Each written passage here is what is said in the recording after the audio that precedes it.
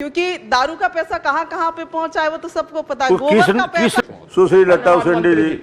मंत्री जी धन्यवाद। लता जी। माननीय अध्यक्ष महोदय, पैरे की बात आई है माननीय अध्यक्ष महोदय, मैं गोबर की बात भी करना चाहूंगी। गोबर खरीदी के लिए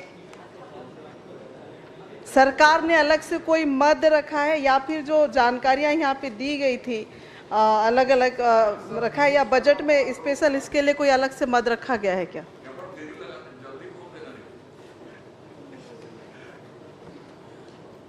माननीय अध्यक्ष महोदय, जो गौठान समिति है उसके माध्यम से ही गोबर खरीदी का मद रखा गया है। माननीय अध्यक्ष महोदय, गोठान समितियों को क्या अलग से पैसा सरकार देती है क्या कि आपको गोबर खरीदने के लिए, या फिर किस मद से दिया जाता है? इसके लिए अलग से मद है, गोबर खरीदी के लिए उस मद से उनको पैसा दिया जाता है। माननीय अध्यक्ष महोदय, इसमें एक जानकारी दिया गया है कि 30,000 तक का भुगतान किसी भी हितग्राहियों को नहीं किया गया है और हितग्राही के द्वारा स्वीकार किया जाता है कि हमारे पास जितनी मवेशी है उसके आधार पे हम उतना गोबर उत्पादन, गोबर नहीं है हमारे पास।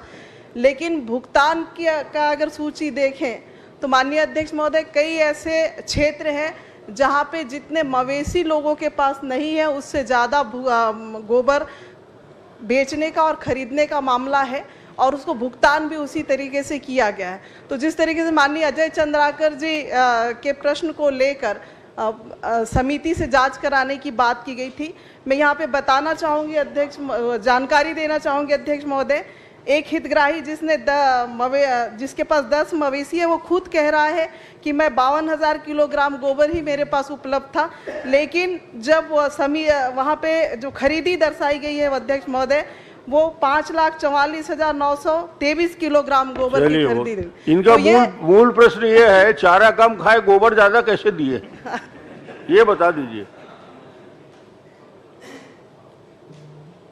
माननीय अध्यक्ष महोदय, कोंडागांव में विधानसभा में कुल 96,959 क्विंटल गोबर की खरीदी की गई है और उस गोबर खरीदी के अगेंस्ट में 21-22 में 20-21 में 60 लाख रुपए, 21-22 में 57,62,000 रुपए और 22-23 में 75 लाख, इस प्रकार कुल 1,93,00,000 रुपए का भुगतान हुआ है।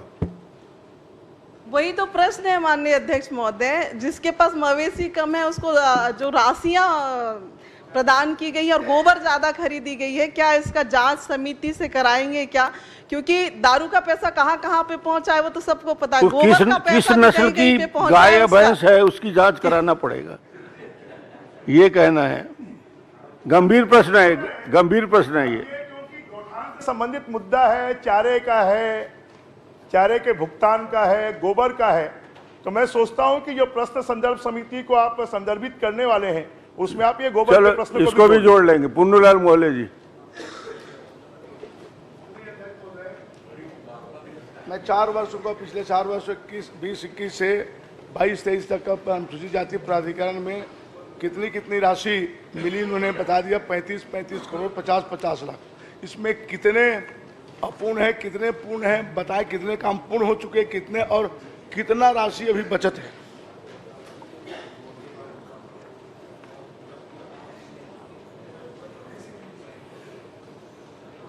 माननीय अध्यक्ष महोदय, इसकी पूरी सूची हमने दे दी है, ये बहुत लंबी सूची है, ये हमने उपलब्ध करवा दी। नहीं, राशि की बात है, पूर्ण का मुझे लिस्ट मिल चुका है पुस्तकालय के माध्यम से। राशि कितना अभी बचत है ये बता दें। माननीय अध्यक्ष महोदय, 21-22 में स्वीकृत राशि 35 करोड़ 50 लाख थी। स्वीकृत कार्य 727 थे, पूर्ण कार्य 653 है, अपूर्ण कार्य 74 हैं और अपूर्ण कार्य का प्रतिशत 10% है। 22-23 में भी 35 करोड़ 50 लाख रुपए दिए गए, 705 काम दिए गए, 509 पूर्ण है और 196 अपूर्ण है। 23-24 में 35 करोड़ 50 लाख दिए गए, 634 काम दिए गए, उसमें 102 काम पूर्ण है और 379 काम अपूर्ण है। नहीं, राशि टोटल कितने बचत है? माननीय अध्यक्ष जी, टोटल राशि अभी तक कितने बचत है, क्योंकि मैं दूसरा पॉइंट में उत्तर बता दूं माननीय महोदय। 22-23 में अपूर्ण कार्य पास होने के बाद अपूर्ण अप्रारंभ की स्थिति में विधानसभा चुनाव के पहले निरस्त कर दिया के प्राधिकरण में बकाया है, जिसे पास करना बाकी। प्राधिकरण में भी 5 करोड़ रुपए की राशि बकाया है। अन्य अध्यक्ष महोदय, मैं जानना चाहता हूं, निरस्त कार्य में प्रस्ताव दिया था कि मुंगेली विधानसभा मुंगेली जिले में लगभग 1 करोड़ का अप्रारंभ होने की स्थिति में उन्हें निरस्त कर दिया गया। मैंने नया प्रस्ताव दिया है, उसे आप जोड़ेंगे क्या? और 27% राशि मुंगेली विधानसभा 27% सबसे ज्यादा अनुसूचित जाति बाहुल्य है, तो प्रतिशत के आधार पर राशि स्वीकृति करेंगे क्या? निश्चित रूप से माननीय अध्यक्ष महोदय, माननीय विधायक महोदय के जो प्रस्ताव दे दें, अगर उसमें राशि बचेगी तो निश्चित रूप से जनसंख्या के आधार पर हर क्षेत्र को प्राधिकरण के द्वारा ही कुंवर सिंह वो निषाद, राशि दी जाती है, वो राशि उपलब्ध ठीक, करवाई। कुंवर सिंह जी, माननीय अध्यक्ष महोदय, मेरा प्रश्न वाणिज्य कर विभाग से बहुत था। संवेदनशील माननीय है मंत्री जी का जवाब मुंगेली उसमें आया है, मुंगेली को लेकर उसको इधर जिसमें उन्होंने कहा कि 2024 की स्थिति में जीएसटी विभाग में कुल 1,76,777 पंजीकृत व्यवसायी हैं। जीएसटी लागू होने के उपरांत 50,298 व्यवसाय द्वारा पंजीयन निरस्त कराए गए हैं। मैं माननीय मंत्री जी से जानना चाहूँगा, जो पंजीयन निरस्त कराने और निरंक जमा करने में राजस्व का कितना नुकसान होता है, ये बताने की कोशिश करेंगे।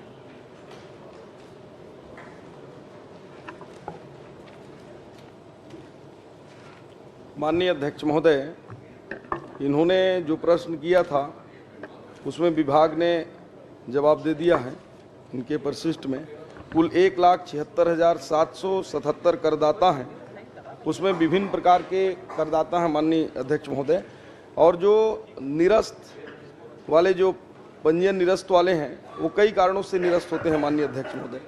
कई ऐसे फर्म हैं जो 6 महीने से रिटर्न नहीं जमा करते, उनका भी निरस्त किया जाता है। और कुछ ऐसे फर्म हैं जो अपना व्यवसाय बदल लेते हैं, उनका भी निरस्त होता है। ऐसे 6 कारणों से हम निरस्त करते हैं, और उसकी जानकारी चाहे तो मैं पृथक से भी दे सकता हूँ। माननीय अध्यक्ष महोदय, मैं माननीय मंत्री जी से जानना चाहूँगा, जो पंजीयन निरस्त तो करा लेते हैं और अंतिम हिसाब नहीं देते, ऐसे कितने व्यापारी हैं, और साथ ही इन पर विभाग क्या कार्रवाई करता है, ये बताने का कष्ट करेंगे।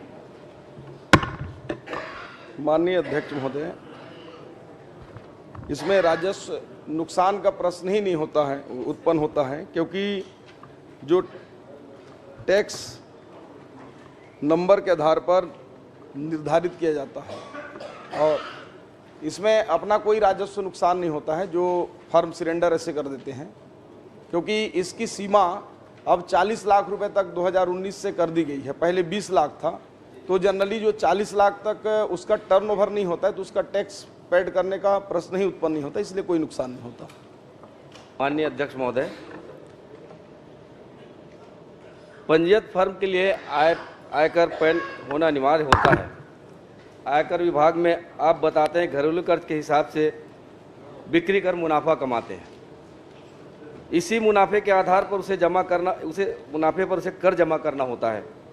फिर भी यदि कोई व्यापारी जीएसटी जमा नहीं करता तो यह तकनीकी रूप से कर की चोरी है।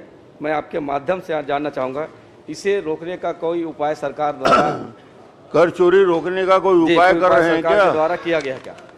निश्चित रूप से माननीय अध्यक्ष महोदय, समय पर हम जो है कर रोकने के उपाय करिए, ये उनका नहीं सुझाव कर रहे है। हैं माननीय अध्यक्ष महोदय। अभी 2 महीने में ही विगत जो 5 सालों में जिन्होंने इतना किया था, उसका 20% हमने केवल अभी 2 महीने में कर बहुत डाला। अच्छा, चलिए। धर्मलाल कौशिक कार्रवाई जी। की है, जिसमें 13 करोड़ 70 लाख रुपए हमने वसूला है। श्रीमती रायमुनि भगत जी, यशोदा नीलांबर वर्मा जी।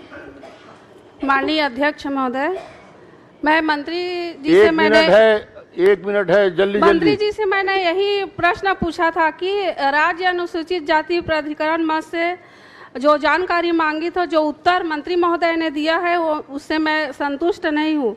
मेरा सवाल यह था कि क्या राज्य मंत्री अनुसूचित जाति प्राधिकरण मद से जो पूर्व अध्यक्ष की अध्यक्षता में स्वीकृत किया गया था वह गलत है कि सही है, ये जानकारी दीजिए। चलिए बताइए भाई। प्राप्त जानकारी के अनुसार सही है। अगला पूछ लीजिए। तो जो आपने बोला कि अगर वह सही है तो प्रारंभ कार्यों की स्वीकृति को आपने किसके आदेश अनुसार, मंत्री महोदय बताया कि निरस्त किसके आदेश अनुसार से किया है? चलिए। इसको निरस्त नहीं किया गया है। जो पुराने काम प्रारंभ नहीं हुए थे उन कामों को अभी प्रारंभ नहीं करने के निर्देश दिए गए हैं, निरस्त नहीं हुआ। प्रश्नकाल समाप्त। बैठ जाइए। पत्रों का पटल पे रखा जाना।